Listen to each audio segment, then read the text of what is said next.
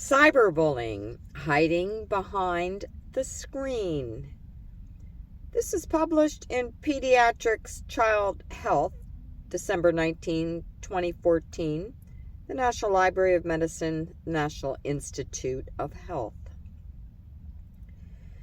In recent years, the term cyberbullying has become relatively common in the media, often cited as a contributor to several high-profile suicides of young adolescents.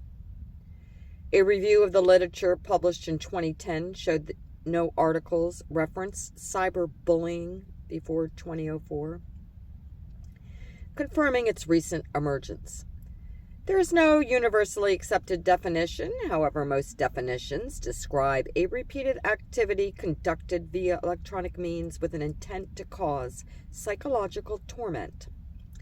Cyberbullying can take many forms.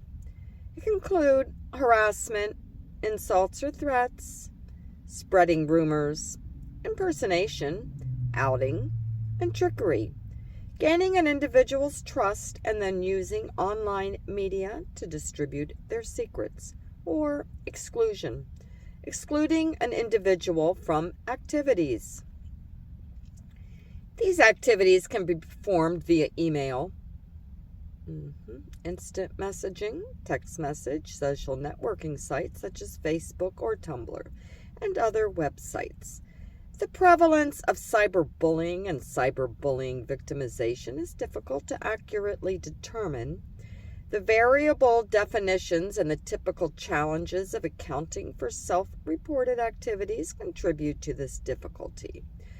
A study conducted in the United States involving nearly 4,000 students in grades 6 to 8 showed that in the preceding months, 11% of the students had been cyberbully victims. 4% reported acting as cyberbullies, and 7% had been both a cyberbully and a cyberbully victim. In a Canadian study published in 2010 involving greater than 2,000 students in grades 6, 7, 10, and 11, 25% reported experiencing a cyberbullying event in the previous 3 months.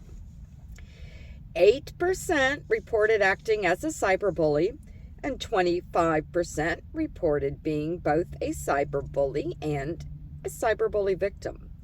The authors postulated that the rates were higher in their study because they did not describe the activity as cyberbullying, but instead asked about specific behaviors, name-calling, threatening, spreading rumors, etc. Cyberbullying differs from traditional bullying in several key ways. Perhaps the most obvious is that it requires some degree of technical expertise. Children who are not plugged in, either through computers, cell phone, or video games, do not partake in cyberbullying, either as bullies or victims. Cyberbullying also provides an anonymity to the bully, not possible with traditional bullying. Because of this, bullies cannot see the reaction of their victims, and studies have shown that they feel less remorse. Cyberbullying is opportunistic because it causes harm with no physical interaction, little planning, and small chance of being caught. Despite this, 40 to 50% of cyberbully victims report knowing who their tormentor is. Cyberbullying can be more pervasive than traditional bullying.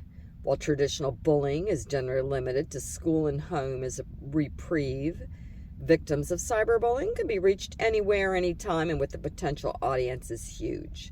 This is compounded by the fact that there is a lack of supervision. With traditional bullying, teachers are regarded as enforcers. With cyberbullying, there's no clear authority, and children express reluctance to tell adults for fear of losing computer privileges or being labeled as an informer. Studies have also shown that there is a large amount of overlap among traditional bullying and cyberbullying behaviors. Children who act as cyberbullies report high rates of being a traditional bully, and are also traditional and cyberbully victims. Cyberbully victims report high rates of traditional victimization, but are also involved in traditional bullying and cyberbullying activities. The relationship between traditional bullying and cyberbullying is not well understood. But what is clear about children involved in cyberbullying is that there were high rates of internet use. Javelin and Gross found that cyberbully victims were significantly more likely to be heavy internet users than non-cyberbully victims. A study of Mission and Outlook published in 2012 found that cyberbully victims were significantly more likely to use the computer for more than 2 hours a day versus students who were not allowed in cyberbullying activities. What are the effects of cyberbullying? Affected children have reported varying rates of informing authorities regarding cyberbullying. 2 to 40% would tell a teacher. When asked if they would inform a friend, studies have reported rates of 13 to 74%. When asked about telling a parent, rates vary from 9 to 57%. Anywhere from 9 to 25% of children reported they would not tell anyone about being cyberbullied. Approximately 50% of children report using prevention tactics such as blocking a screen name, changing passwords, or restricting their buddy list. Cyberbullying behavior has negative effects on both the victim and the bully. The negative effects increase with the frequency, duration, and severity of cyberbullying. Victims who endure frequent cyberbullying can experience a decline in academic performance, begin acting out, and some report difficulties at home. These children are at an increased risk for depression, anxiety, and externalized negative behaviors, as well as an increased risk for suicide. As previously mentioned, cyberbullies feel a lack of remorse and have more behavioral difficulties, police contact, property damage, school absenteeism, low grades, than children who are not involved in cyberbullying. One study has shown that children who act as cyberbullies are also at an increased risk for suicide, although they score lower on measures of suicidal ideation than their victims. Children who are both cyberbully and cyberbully victim are at risk for emotional difficulties associated with being a victim, as well as the behavioral difficulties associated with being a bully. What can healthcare professionals do? To help identify at-risk children, healthcare professionals need to ensure that they ask their patients if they're experiencing cyberbullying. Be careful to specify the actual behaviors, name-calling, spreading rumors, outing, and trickery. Affected children should be screened for comorbid disorders. Parents should be counseled about the negative effects of cyberbullying and instructed on safer internet use. Parents have a critical role in providing online education for their children. Parents should be encouraged to keep computers with internet access in open areas, monitor the child's online activities and behavior, encourage their children to never reveal passwords or secrets, and never open a message from someone they do not know. Parents should remind their children to not believe everything they read, and the entire family should be encouraged to spend time together away from the online world. Parents can also model appropriate use of technology and teach children that posting harmful content about others is not appropriate. Cyberbullying and the law.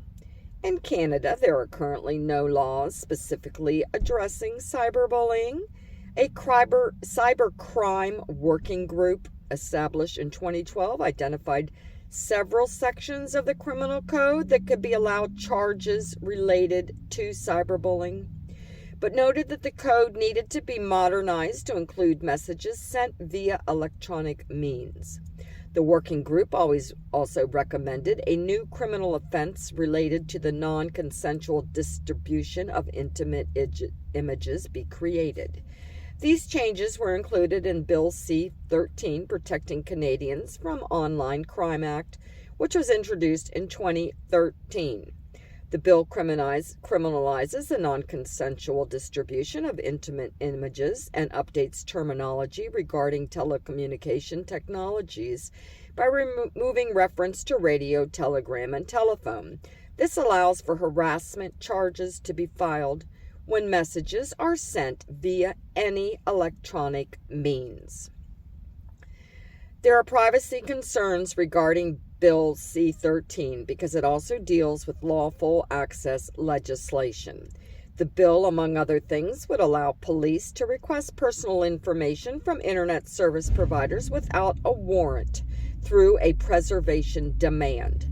The Canadian Bar Association has recommended that a preservation demand be allowed only in exigent circumstances and only for a short period of time until a warrant can be obtained. Overall, the Canadian Bar Association has recommended that the bill be split into two, a bill specific to cyberbullying and another specific to lawful access. This would enable timely passage of the bill on cyberbullying while allowing for debate and changes to protect privacy in the lawful access bill.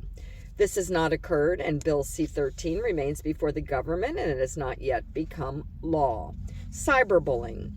Cyberbullying, conclusion, is public, pervasive, and provides anonymity not observed with traditional bullying. Studies are increasingly showing the negative effects of cyberbullying on both the bully and the victim. While it is possible to be charged with some aspects of cyberbullying under the Criminal Code of Canada, the code has not yet been modernized to reflect the information technology area. Healthcare professionals need to be informed about the matter in which cyberbullying can occur, the negative effects of it, and prepared to counsel parents on how to prevent it.